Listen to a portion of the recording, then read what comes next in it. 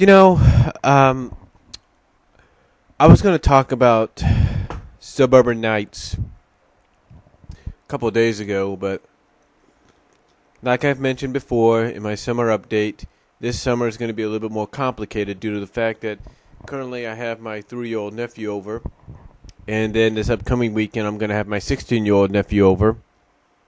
So we'll see what goes from there. And also the fact now that I'm currently working at times with my brother-in-law doing some pressure washing business.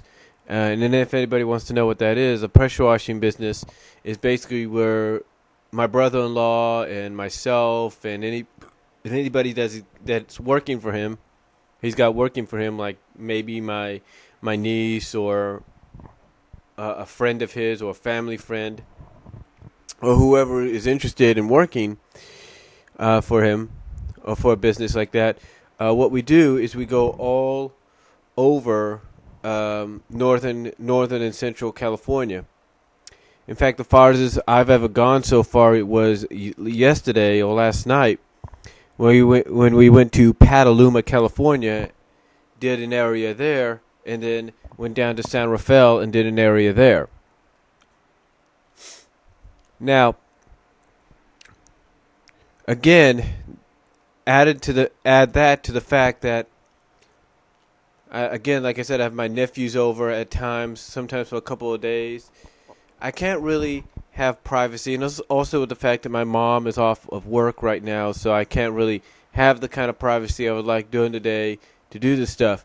I mean, I may have it tomorrow when she goes and drops off my 3-year-old nephew in exchange to picking up my 16-year-old nephew, but that's an entirely different story in its own.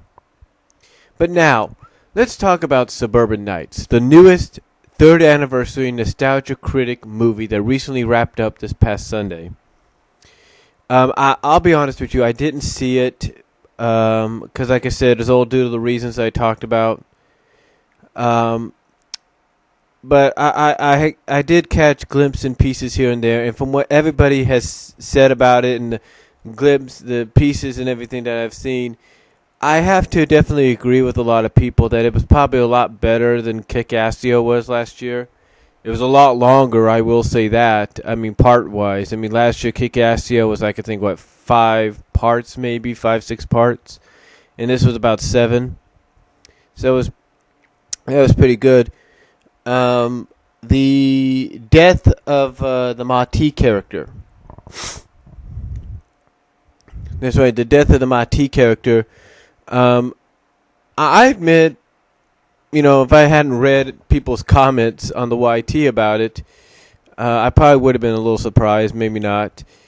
But this also has to coincide with the fact that I think the guy that did Mati, from what I've heard, maybe I'm wrong about this, is leaving the site. So this was basically like his send-off. I don't know. But overall, I will say this. Production-wise, I have to say it was a lot grander. Production-wise, it was a lot grander, a lot better. Even though it might have been set in Chicago, on the outskirts of Chicago, I'm not really sure. I don't know exactly where it was set, but I think it was set in Chicago. So, overall, like I said, the overall production value was definitely a lot better. I will say that. So I basically give Suburban Knights, even though I haven't seen it yet, but from what I've heard from people talking about it, watching it, and from people and from the clips and stuff that I've seen, from the trailers to the bits and pieces I've seen here and there, I definitely give Suburban Knights an A+. I mean, I definitely have to agree it was a lot better than Kick-Assio, even though Kick-Assio was funny. There's no doubt about that. As a fan, though, and I mentioned this last year, as a fan, I kind of feel that Doug Walker needs to take that next step, That next step that I'm talking about is a step that currently, right now, a friend of his, a compatriot, if you will, James Wolfe, the otherwise known as the Angry Video Game Nerd, or Board James, is currently trying to take, and that's to make a movie not for online, but basically for theatrical release. Either it's independent, help made and released by a big budget studio, or even direct to video right off the bat, or even direct to cable television or whatever, I definitely think the next step for him is to go in that direction. And I'm not just talking about, I mean, I know probably next year he's going to do the same thing, and that's every day is going to be a different part. What I'm talking about is for his 5th anniversary, because, you always have the anniversaries, and sometimes either the 5th or 10th or 15th or 20th or 25th. You always want to say you did something special for each and every one of those anniversaries. And I believe, maybe not next year, but I believe for his 5th anniversary, Doug Walker and those at Channel Awesome, those that work at Channel Awesome, from the guys, from those known as Linkara, from the people that go by the names of Linkara, Angry Joe, Nostalgia Chick, Mars Girl, Todd in the Shadows, Booney, Rap Critic, and the list, just goes on and on. Film Brain, Sage, the list just goes on and on. Cinema Snob, Lupa, again, the list just goes. The names of the people that work there that they go by is just endless. And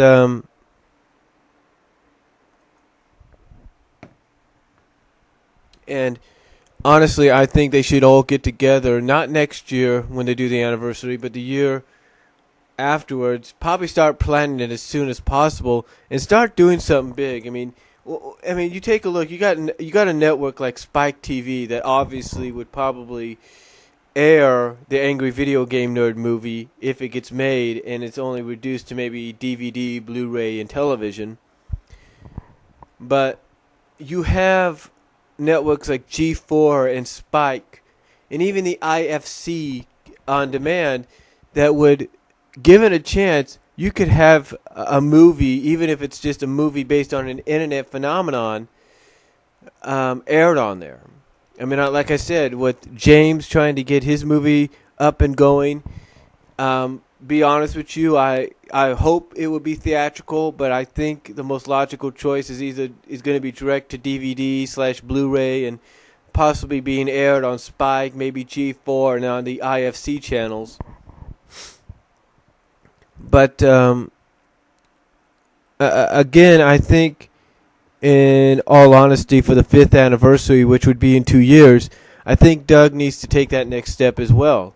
And I'm not just talking, and the way I look at it, honestly, and I'm just suggesting this as a fan, I'm not saying that he should take the next step by doing another parody of something that he had done before, because Kick-Assia and Surburban Knights have all been like parodies of stuff that you've seen.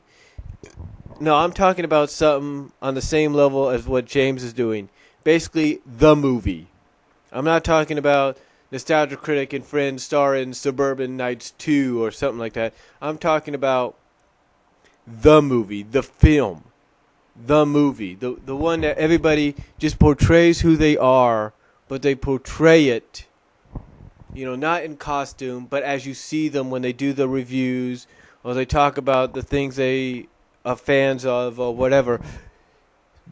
To me, if they could do something like that, basically call it Nostalgia Critic the movie, or Channel Awesome the movie, or whatever you want to call it, or That Guy with the Glasses movie, there's no doubt in my mind that if they just portray themselves like they did in the 1st anniversary, just portray themselves, but not a crossover, but just portray themselves on a big adventure, a big storyline adventure. And the kind of storyline adventure I would be looking at with someone like Critic and everybody at Channel Awesome and That Guy at theglasses.com is a story to where obviously we know that currently right now there's a lot of censors and census and whatever you want to call them that are against people like Critic, are against people like Critic, against people like Chick and Mars Girl and Linkara and Angry Joe and Cinema Stop. We know they're against them.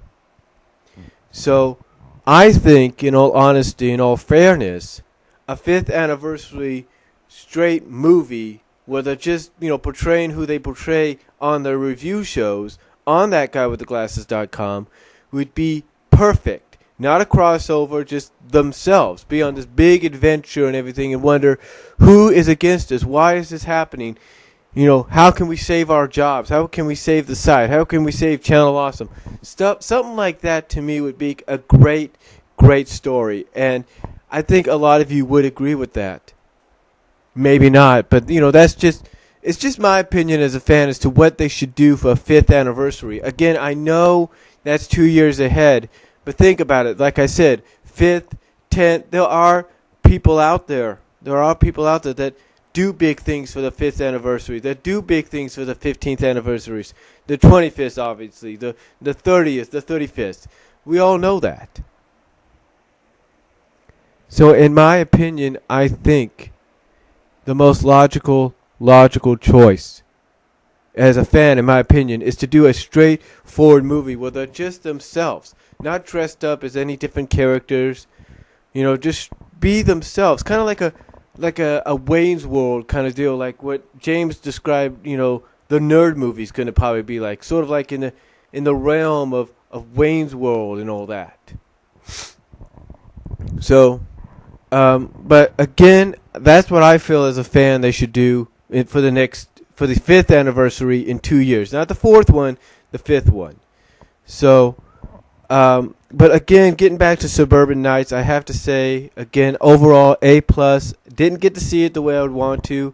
I'm probably going to end up purchasing the DVD or finding it probably in a torrent somewhere and watching it. But overall, a great anniversary deal.